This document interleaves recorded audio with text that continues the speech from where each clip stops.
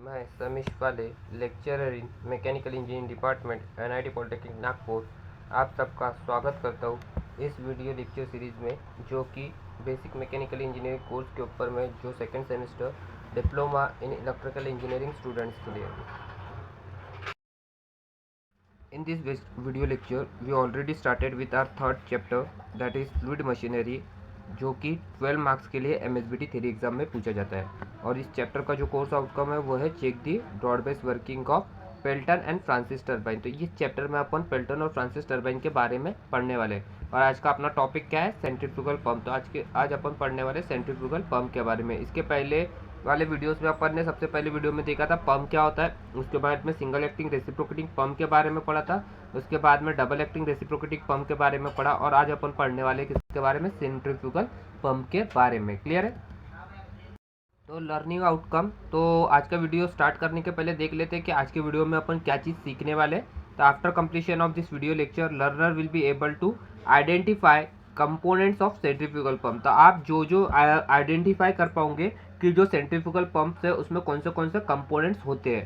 Then understand the construction of centrifugal pump. उसके बाद में जो सेंट्रीफ्यूगल पंप है उसका कंस्ट्रक्शन भी जान पाओगे। और 9 explain the working of centrifugal pump. और लास्टली आप एक्सप्लेन कर पाओगे सेंट्रीफ्यूगल पंप की वर्किंग।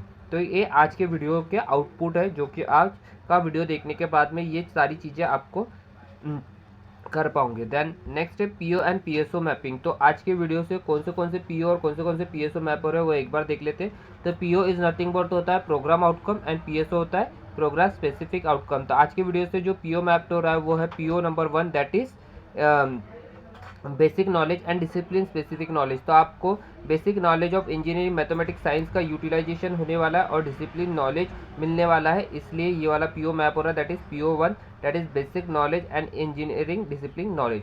देन पीओ 4 मैप है, पीओ 4 मैप हो रहा है जो कि है अपना engineering tools experimentation and practices. तो इंजीनियरिंग टूल्स क्या होता है? इंजीनियरिंग टूल्स मतलब जो भी अपन प्रैक्टिकल परफॉर्म करने के लिए जो टूल्स यूज़ करते हैं उसको इंजीनियरिंग टूल्स बोलते हैं। और ये जो चैप्टर है फ्लूइड मशीनरी, ये चैप्टर से रिलेटेड अपन बहुत सारे प्रैक्टिकल्स परफॉर्म करने वाले, जिसके लिए अपने को डिफरेंट इंस्ट्रूमेंट्स लगेंगे, और उसके साथ में अपने को क्या लगने वाला है, इसके ऊपर में अपने को प्रैक्टिकल परफॉर्म करना है, इसलिए ये पीओ मैप हो रहा है, that is PO 4। Then next PO जो मैप हो रहा है वो है PO 6, that is project management. तो आप जब प्रैक्टिकल परफॉर्म करेंगे तो आपको इंडिविजुअली उसकी रीडिंग्स लेना पड़ेगा और प्रैक्टिकल्स को आपको लिखना पड़ेगा। देन जो माइक्रो प्रोजेक्ट है उसका आपको प्रेजेंटेशन देना पड़ेगा। तो ये सारी चीज़ें आती है आपकी प्रोजेक्ट मैनेजमेंट के अंदर में, इसलिए ये वाला पीओ 6 भी यहाँ पे मैप्ड हो रहा है। और लास्टली जो पीओ मैप हो रहा है वो है PO 7, that is life long learning. तो आज जो भी चीज़ आप सेंट्रीफ्यूगल पंप के बारे में सीखने वाले हो वो सारी चीज़ें आपको लाइफ टाइम याद रहेंगी। तो ये सारी चीज़ें, इसलिए ये वाला पीओ भी मैप हो रहा है, दैट इज पीओ 7। क्लियर है? तो ये आज के वीडियो से अपने पीओ मैप्ड हो रहे हैं। क्लियर है? तो चलो दोस्तों, आज का अपना टॉपिक स्टार्ट करते हैं, जो कि है सेंट्रीफ्यूगल पंप। तो अपन देखते हैं सबसे पहले सेंट्रीफ्यूगल पंप होता क्या है। तो the hydraulic machine which convert the mechanical energy into hydraulic energy are called as pump. तो ऐसी मशीन, जो हाइड्रोलिक मशीन जो मैकेनिकल एनर्जी को हाइड्रोलिक एनर्जी में कन्वर्ट करती है, उस वाले इसको पंप बोलते हैं, जो कि मैंने ऑलरेडी आपको पहले भी बता चुका है। तो the hydraulic energy is in the form of pressure energy. और जो पंप में हाइड्रोलिक एनर्जी रहती है वो किसके फॉर्म में रहती है? जो हाइड्रोलिक एनर्जी जनरेट करता है वो किसके फॉर्म में जनरेट करता है? प्रेशर एनर्जी के फॉर्म में। तो if the mechanical energy is converted into pressure energy by means of centrifugal force acting on the fluid, the hydraulic machine is called as centrifugal pump. मतलब ऐसी hydraulic machine जिसमें mechanical energy convert हो रही है pressure energy में by means of centrifugal force acting on the fluid. तो जो भी लिक्विड है उसके ऊपर में अगर सेंट्रीफ्यूगल फोर्स एक्ट हो रहा है, सेंट्रीफ्यूगल फोर्स एक्ट हो रहा है और उसके कारण से मैकेनिकल एनर्जी कन्वर्ट हो जा रही है अपने प्रेशर एनर्जी में, तो ऐसे हाइड्रोलिक मशीन को बोलते हैं सेंट्रीफ्यूगल पंप। क्लियर है? तो the centrifugal pump act as a reverse of invert radial flow reaction turbine. तो जो अपन ने फ्रांसिस टर्बाइन पढ़े थे इसके पहले में, तो उसका अपोजिट काम करता है अपना सेंट्रीफ्यूगल पंप। फ्रांसिस टर्बाइन में क्या कर रहे थे अपन?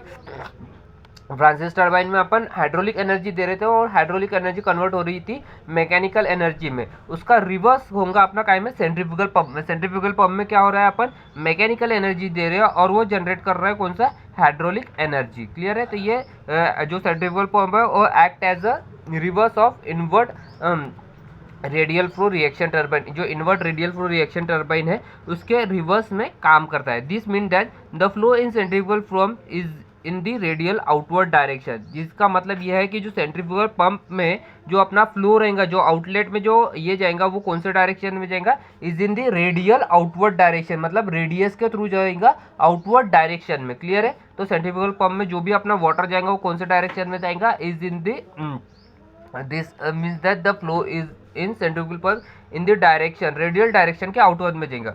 The centrifugal pump works on the principle of forced vortex flow, which means that जो सेंट्रीफ्यूगल पंप काम करता है वो कौन से प्रिंसिपल के ऊपर में काम करता है, फोर्स्ड वोर्टेक्स फ्लो। किसके ऊपर में काम करता है, फोर्स्ड वोर्टेक्स फ्लो। अभी फोर्स्ड वोर्टेक्स फ्लो मतलब होता क्या है, when a certain mass of liquid is rotated by external torque, the rise in pressure rate of rotating liquid takes place। मतलब क्या होता है वर्टेक्स फ्लो इसमें, कि अगर आप एक एक्सपेरिमेंटेशन करो अपने घर में, एक क्या करो, एक ग्लास लो, वो ग्लास में पूरा का पूरा पानी फिल करो, एक ग्लास लो, ग्लास के अंदर में क्या करो, पूरा पानी फिल करो, और ये पानी फिल करने के बाद में एक कोई चम्मच से ये जो ग्लास है इसमें जो वाटर है उसको रोटेट करो, सेंटर में रख के वो चम्मच से उसको वाटर को रोटेट करो, तो आप देखोगे कि जो वाटर रहेगा वो क्या करेगा, वो वाटर अपना बाहर के साइड में, ये जो ग्लास की जो बाहर की लेयर है उस वाले साइड में मूव में करना चालू करेगा, उस वाले साइड में मूवमेंट करना चालू करेगा। तो ये किसके कारण से हो रहा है, due to vortex, force vortex flow के कारण से। किसके कारण से हो रहा है, फोर्स वोर्टेक्स फ्लो के कारण से, क्योंकि यहाँ पे क्या है, एक मास ऑफ लिक्विड है जिसको अपन रोटेट कर रहे हैं यहाँ पर बाय एक्सटर्नल टॉर्क, या चम्मच से रोटेट कर रहे हैं, मतलब एक्सटर्नल टॉर्क लगा रहे हैं। इसके कारण से जो क्या हो रहा है, ये वाटर राइज हो रहा है, ये वाटर क्या हो रहा है, राइज हो रहा है कहाँ पर, ऊपर वाले साइड में। ये जो भी अपना ग्लास है इसके ऊपर वाले साइड में अपना क्या हो रहा है, वाटर राइज हो रहा है ड्यू टू रोटेटिंग, रोटेशन होने के कारण, अपन ने इसको घुमा, इसके कारण से रोटेशन हो रहा है, इसके कारण से ये वाटर क्या हो रहा है, राइज हो रहा है ऊपर वाले साइड में। तो इस वाले प्रिंसिपल के ऊपर में अपना सेंट्रीफ्यूगल पंप काम करता है। कौन से वाले इसके ऊपर में काम करता है, फोर्स वोर्टेक्स फ्लो, किसके ऊपर में काम करता है, अपना फोर्स वोर्टेक्स फ्लो। तो क्लियर है? तो ये कुछ पॉइंट है अपने सेंट्रीफ्यूगल पंप से रिलेटेड। क्लियर है? तो आपको सबको सेंट्रीफ्यूगल पंप क्या होता है वो समझ में आ गया होगा। तो अभी अपन इसके आगे वाले इसमें देखेंगे उसके पार्ट्स और उसकी वर्किंग, सेंट्रीफ्यूगल पंप किस तरीके से काम करता है वो अपन उसके आगे वाले वीडियो स्लाइड्स में देखते हैं। तो सबसे पहले अपन उसके पार्ट्स देख लेते हैं, कौन से पार्ट्स होते हैं सेंट्रीफ्यूगल पंप में। तो सबसे पहला पार्ट जो होता है वो होता है इम्पेलर। अभी इम्पेलर क्या है, यहाँ पे देखो, ये जो एक है, ये यहाँ पर आपको दिख रहा है, ये एक रोटेटिंग डिस्क जो बहुत बड़ी सी लग रही है, बड़ी सी दिख रही है, इस वाले इसको बोला जाता है इम्पेलर। इस वाले इसको क्या बोलते हैं, इम्पेलर। अभी इम्पेलर क्या होता है, इम्पेलर एक ऐसा रोटेटिंग हब होता है जिसके ऊपर में बहुत सारी वेन्स लगी हुई रहती है, जिसके ऊपर में क्या होती है, बहुत सारी वेन्स लगी हुई रहती है, उस वाली चीज़ को बोला जाता है इम्पेलर। तो यहाँ पे देखो एक चीज़ लगी हुई है जिसको बोला जाता है इम्पेलर। देन नेक्स्ट है केसिंग, देन नेक्स्ट क्या है केसिंग। तो ये आउटर जो बॉक्स दिख रहा है पूरा का पूरा, ये जो पूरा का पूरा आउटर बॉक्स दिख रहा है, इस वाले इसको बोला जाता है केसिंग। ये जो आउटर बॉक्स दिख रहा है इस वाले इसको क्या बोलते हैं अपन, केसिंग। देन है suction pipe with a foot wall and a strainer, suction pipe with foot wall and strainer. तो ये देखो, ये एक सक्शन पाइप है जो इसकी रेसिप्रोकेटिंग पंप में भी था अपना। तो सक्शन पाइप अपना रहता है, वो सक्शन पाइप क्या करता है, जो लिक्विड अपने को एक जगह से जहाँ से अपने को उसको हाइट पे लिफ्ट करना है वो वाले साइड में रहता है। उसके साथ में यहाँ पे और दो चीज़ें, एक है फुटवॉल और एक है स्ट्रेनर, एक है फुटवॉल और एक है स्ट्रेनर। तो फुटवॉल और स्ट्रेनर क्या करता है वो अपन बाद में देखेंगे। देन नेक्स्ट जो कंपोनेंट है वो है अपना क्या, डिलीवरी पाइप। तो ये जो जिस वाले पाइप से अपना जो लिक्विड है, प्रेशराइज लिक्विड ऊपर में मूव होगा, उस वाले इसको बोलते हैं अपन डिलीवरी पाइप। तो एक केसिंग हो गया, इम्पेलर हो गया, उसके बाद में अपना क्या है, सक्शन पाइप है, और उसके बाद में अपना है फुटवॉल और स्ट्रेनर। तो ये किस तरीके से काम करता है, तो ये देखो, ये एक है जहाँ पर सम्प, एक चीज़ है जिसको बोला जाता है सम्प, या फिर उसको बोलते हैं अपन वाटर रिजर्वायर। मतलब जहाँ पर अपना पानी क्या है, स्टोर है, जहाँ पे अपना पानी स्टोर है, ऐसे जगह को अपन बोलते हैं सम्प या वाटर रिजर्वायर। तो यहाँ पे अपना पानी स्टोर है, तो इसके अंदर में अपना क्या है, सक्शन पाइप है जिसके साथ में फुटवॉल और स्ट्रेनर लगा है। अभी फुटवॉल मतलब क्या, फुटवॉल का काम क्या है कि जो भी अपना पानी है, ये जो भी अपना पानी है, ये वाटर रिजर्वायर से सिर्फ ये ऊपर वाले साइड में ही मूव होना चाहिए। जो भी अपना पानी है ये अपने कहाँ पर मूव होना चाहिए, सिर्फ ऊपर वाले साइड में ही मूव होना चाहिए। वो ये पाइप से, ये पंप से पानी नीचे नहीं आना चाहिए। तो ये काम रहता है अपना फुटवॉल का। फुटवॉल क्या करता है, जो भी पानी है वो सिर्फ और सिर्फ ऊपर वाले डायरेक्शन में ही फ्लो करता है, नीचे वाले डायरेक्शन में आने नहीं देता है। तो ये अपना फुटबॉल। दैन नेक्स्ट जो कंपोनेंट है वो अपना स्ट्रेनर। स्ट्रेनर क्या करता है, स्ट्रेनर का काम है जो भी कचरा आ रहा है, जो भी कचरा रहता है पानी में, वो वाले कचरे को रिमूव करने का काम करता है कौन, स्ट्रेनर। क्योंकि अगर कचरा पंप के अंदर में चलेगा तो पंप क्या हो जाएगा, ब्लॉक हो जाएगा और पंप अपना काम करना बंद कर देगा। इसलिए यहाँ पे अपन लगाते हैं स्ट्रेनर, ताकि वो जो भी कचरा आ रहा है वो कचरे को रिमूव कर सके। और फुटबॉल का के लिए रहता है, फुटबॉल सिर्फ एक ही डायरेक्शन में वाटर को फ्लो होने के लिए रहता है। देन उसके बाद में एक चीज़ लगी हुई रहती है जो है शाफ्ट। उसके बाद में एक है जिसको बोला जाता है आई ऑफ पंप, जिसको क्या बोलते हैं, आई ऑफ सेंट्रीफ्यूगल पंप। तो एक यहाँ पे एक सर्कुलर पोर्शन बना रहता है जिसको बोला जाता है आई। उसके ऊपर में अपना लगा हुआ रहता है इम्पेलर, और उसके जस्ट ऊपर में लगा हुआ रहता है अपना केसिंग, जो कि कनेक्टेड रहता है अपना डिलीवरी पाइप को। तो सबसे पहले क्या करते हैं अपन, जब पंप सेंट्रीफ्यूगल पंप स्टार्ट करते हैं तो सेंट्रीफ्यूगल पंप चालू करने के पहले अपने को करना पड़ता है प्राइमिंग। अपने को क्या करना पड़ता है, प्राइमिंग। तो अपन क्या करते हैं, सबसे पहले जो अपना डिलीवरी वाल्व रहता है उसको बंद रखते हैं, और उसके बाद में उसके अंदर में पूरा का पूरा पानी फिल करते हैं। उसके अंदर में पूरा का पूरा क्या करते हैं, पानी फिल करते हैं, ताकि ये अपना जो सक्शन पाइप है, अपना ये इम्पेलर है और ये जो केसिंग है, इसके अंदर पे पूरा का पूरा वाटर फिल हो जाए। ये पूरा वाटर फिल होने के बाद में अपन चालू करते हैं मोटर को। तो जैसा अपन मोटर को स्टार्ट करते हैं तो अपना शाफ्ट क्या होता है, रोटेट होना चालू होता है। अपना शाफ्ट क्या हो जाता है, रोटेट होना स्टार्ट होता है। और शाफ्ट रोटेट होने के कारण से ये जो आई ऑफ पंप है, ये जो आई है सेंट्रीफ्यूगल पंप का जो आई है, यहाँ पे जनरेट हो जाता है अपना नेगेटिव प्रेशर। यहाँ पे क्या जनरेट हो जाता है, नेगेटिव प्रेशर। अभी नेगेटिव प्रेशर बोले तो क्या, नेगेटिव प्रेशर बोले तो जो एटमॉस्फेरिक प्रेशर से कम प्रेशर है, तो यहाँ पे जनरेट होता है नेगेटिव प्रेशर, जिसको एटमॉस्फेरिक प्रेशर से कम प्रेशर जनरेट होता है। अभी एटमॉस्फेरिक प्रेशर से कम प्रेशर जनरेट होने के कारण से क्या होता है कि ये जो भी लिक्विड है अपना वाटर रिजर्वायर का, ये सक्शन पाइप के थ्रू ये आई के अंदर में आ जाता है। ये सक्शन पाइप के थ्रू कहाँ पे आ जाता है, अपना आई के अंदर में आ जाता है। और ये जब आई के अंदर में आ जाता है तो शाफ्ट के ऊपर में अपना इम्पेलर लगा हुआ है, तो इम्पेलर भी क्या होता है, रोटेट होता है। अभी इम्पेलर रोटेट हो रहा है और ये केसिंग के अंदर में क्या अपना पानी भरा हुआ है, इम्पेलर रोटेट हो रहा है और केसिंग के अंदर में अपना क्या हो रहा है, पानी भरा हुआ है। तो ये पानी भरने के कारण से यहाँ पर ये पानी के ऊपर में लगता है सेंट्रीफ्यूगल फोर्स। कौन सा फोर्स लगता है, सेंट्रीफ्यूगल फोर्स। और वो सेंट्रीफ्यूगल फोर्स के कारण से ये जो वाटर है ये अपना इम्पेलर के बाहर आना चालू होता है। ये जो वाटर है अपना इम्पेलर के बाहर केसिंग में आना चालू होता है। और ये वाटर देखो जो अपना इनलेट से आउटलेट तक की ये जो केसिंग है, इसका जो क्रॉस सेक्शन वो क्या रहा है, बढ़ते जा रहा है। तो जब वाटर यहाँ से आएगा तो यहाँ पे उसकी काइनेटिक एनर्जी ज़्यादा रहेगी, फिर यहाँ पे जब आएगा तो उसकी काइनेटिक एनर्जी और कम हो जाएगी। तो जैसा जैसा उसकी काइनेटिक एनर्जी कम होती जाएगी वैसा उसका क्या बढ़ते जाएगा, प्रेशर एनर्जी बढ़ती जाएगी। तो अपने को पंप में क्या बढ़ाना पड़ता है, प्रेशर एनर्जी ही बढ़ाना पड़ता। तो ये अपना प्रेशर एनर्जी बढ़ती जाएगी और आउटलेट में अपने को एक हाई प्रेशराइज लिक्विड मिल जाएगा, एक हाई प्रेशराइज लिक्विड मिल जाएगा जो कि अपन जिसको ट्रांसफर कर रहे हैं। तो इस तरीके से अपना काम करता है क्या, सेंट्रीफ्यूगल पंप। क्लियर है। तो आप यहाँ पे एनिमेशन में देख रहे हो, यहाँ पे देखो ये एक फुटबॉल लगा हुआ है। तो यहाँ से अपना वाटर आ रहा है, ये वाटर आ रहा है, वाटर जा रहा है ये आई के ऊपर में, ये यहाँ पर सेंटर में आई के ऊपर में वाटर, ये देखो ये एरोस के अंदर में देखना, ये देखो ये आया वाटर, ये गया अपना आई के अंदर में। और ये इम्पेलर लगा हुआ है, इम्पेलर रोटेट हो रहा है। इम्पेलर रोटेट होने के कारण से अपना वाटर यहाँ पे सर्कुलर हो रहा है, और सर्कुलर होने से ये अपना जा रहा है ऊपर डिलीवरी पाइप में, इसका डिलीवरी हो रहा है। उसी तरीके से आप यहाँ पे देख सकते हो, ये उसी का साइड व्यू दिया हुआ है।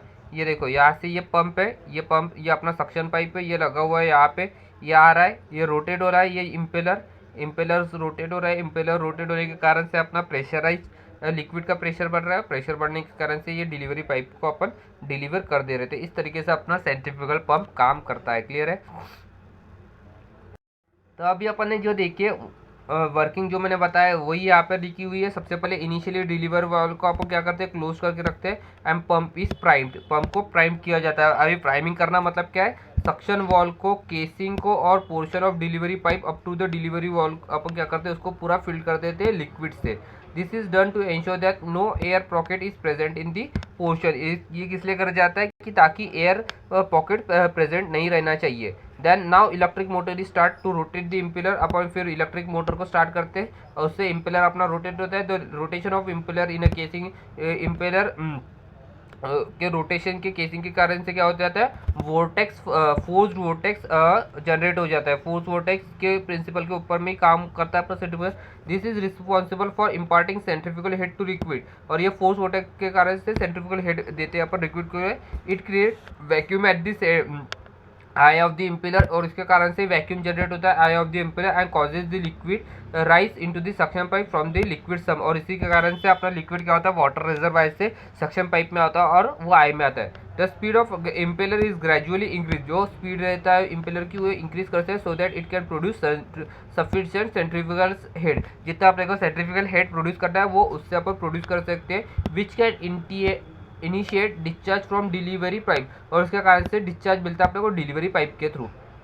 When the liquid is continuously sucked and pass to the eye of the casing, जब liquid continuously suck कर रहे हैं और पास करते हैं अपन eye of the casing से, then enters the center of the impeller at an inlet tip of the vanes of impeller. The delivery valve is open. This liquid is impelled out of the rotating valve and the liquid comes out from the casing, और liquid कम आ जाता है casing के पे। Due to the impeller action, the pressure head as well as velocity of the head of liquid both are increased and liquid passes to the delivery pipe from the casing and lifted to the required height and discharged into the overhead tank, और वो overhead tank में इस तरीके से जाए। Liquid is continuously sucked from the liquid sump to the impeller eye, liquid continuously suck करते हैं अपन impeller eye से and delivered through a delivery by, और डिलीवर कर देते हैं अपन deliver as long as motion is given to the impeller, जब तक कि अपना इम्पेलर चलता रहता है तब तक कि अपना क्या होता है लिक्विड कंटिन्यूसली सक होते रहता है और उसको अपन डिलीवर करते हैं। बिफोर स्टॉपिंग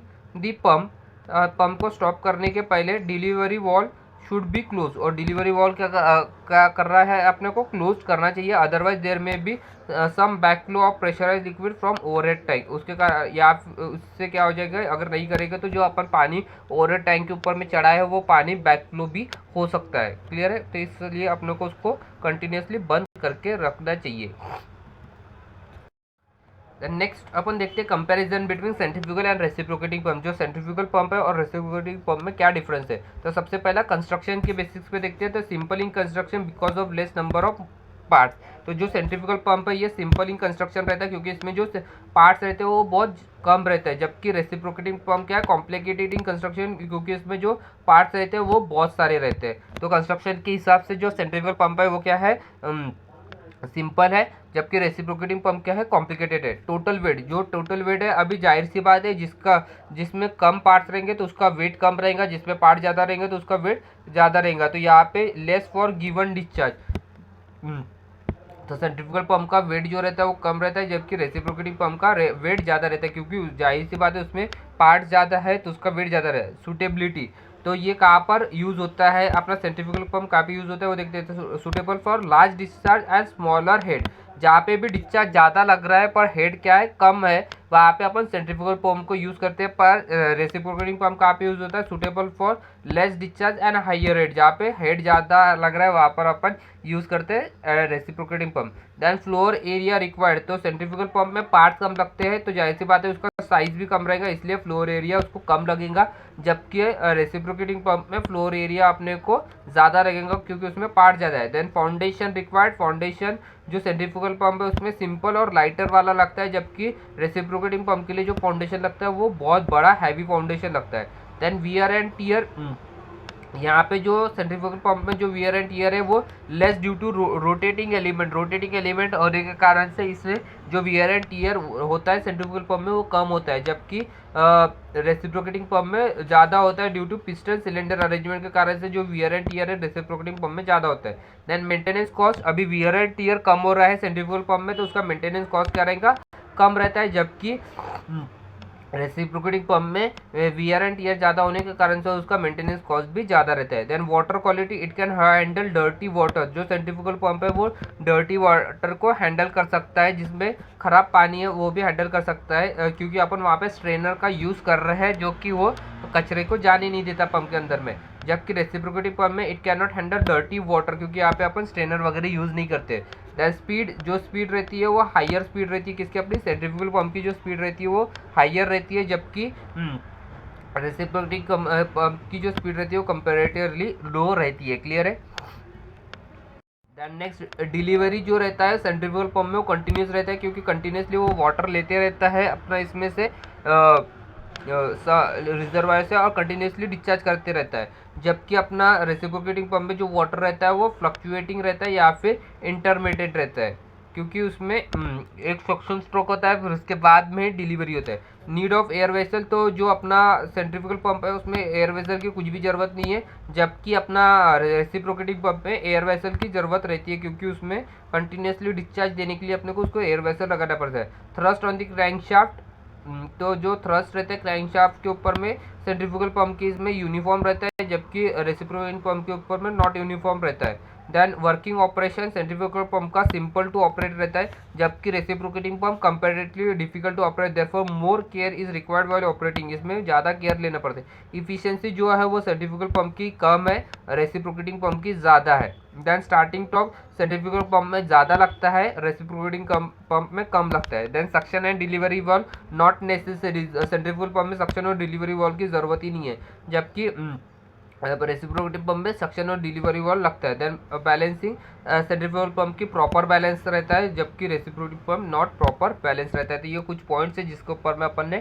डिफरेंस देखे सेंट्रीफ्यूगल पंप और रेसिप्रोकेटिंग पंप का। क्लियर है? तो let us summarise what we have learn today. आज अपन ने क्या क्या पढ़े एक बार समराइज कर लेते हैं। तो आउटकम ऑफ टुडेज लेक्चर था, सबसे पहले आता अपन ने देखे कि सेंट्रीफ्यूगल पंप होता क्या है, उसके बाद में अपन ने सेंट्रीफ्यूगल पंप के पार्ट्स देखे, कौन सा पार्ट किस तरीके से काम करता है उसके फंक्शंस देखे। देन उसके बाद में अपन ने सेंट्रीफ्यूगल पंप की वर्किंग देखे।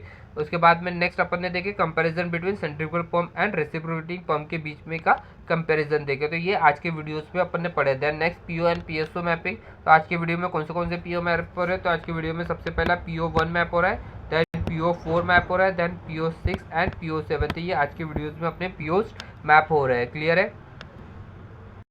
So thank you very much. अगर किसी को भी कुछ भी डाउट है आज के वीडियो से रिलेटेड तो आप मुझे डायरेक्टली कांटेक्ट कर सकते हैं। नेक्स्ट वीडियो लेक्चर में अपन न्यूमेरिकल देखने वाले सेंट्रीफ्यूगल पंप के बारे में। तो आज अपन ने जो सेंट्रीफ्यूगल पंप देखे हैं तो उसकी इफ़िशियंसी कितनी होती है, उसकी इफ़िशियंसी कैसे कैलकुलेट करते हैं, तो वो सारी चीज़ें अपन नेक्स्ट वीडियो में देखने वाले हैं। न्यूमेरिकल सॉल्व करेंगे अपन सेंट्रीफ्यूगल पंप के ऊपर में। Till then keep learning. Thank you very much.